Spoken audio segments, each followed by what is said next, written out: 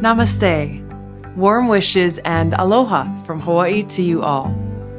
I'm deeply honored to have been invited to join you in this glorious celebration of the appearance of the Bhagavad Gita. All glories to Lord Krishna. When I was elected to the United States Congress, I chose to take the oath of office on the Bhagavad Gita. Many people have asked me why I made that choice, and for me, the answer is very simple.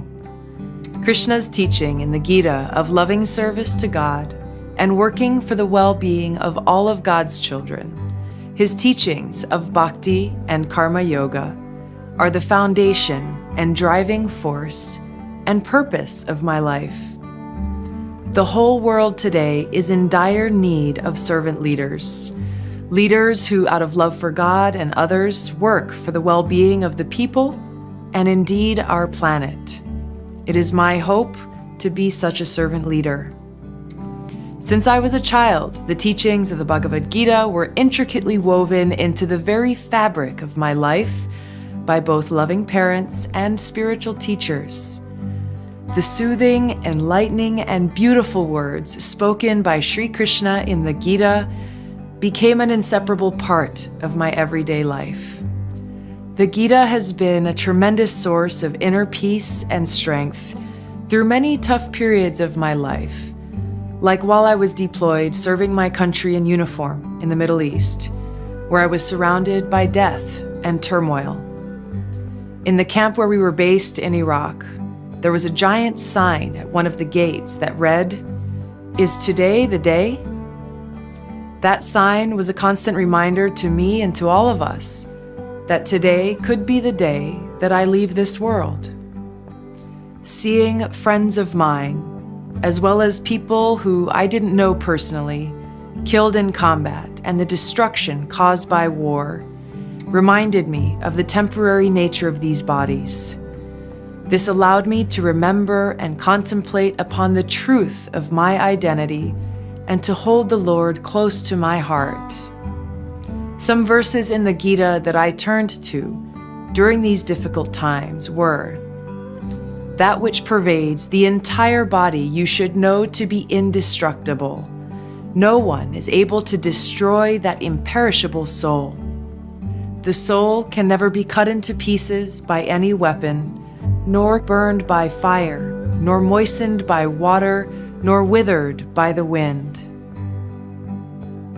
In the midst of the hell that is war, I found great comfort and shelter in the Bhagavad Gita's message of the eternality of the soul and God's unconditional love. The Bhagavad Gita is not just a scripture for Indians or Hindus. It's a scripture for all of mankind.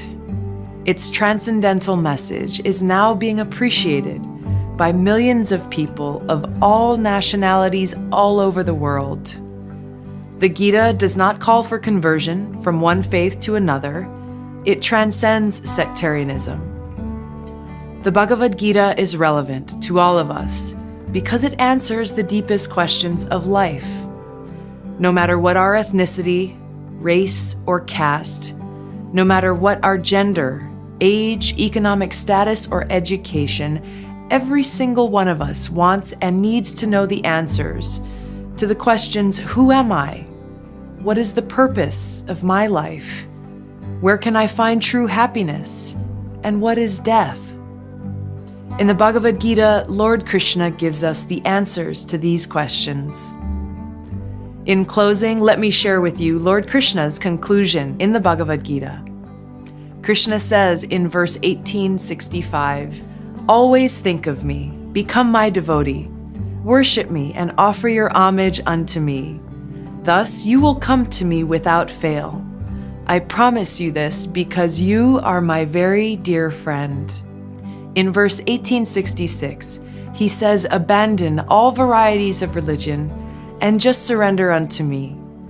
I shall deliver you from all sinful reaction. Do not fear."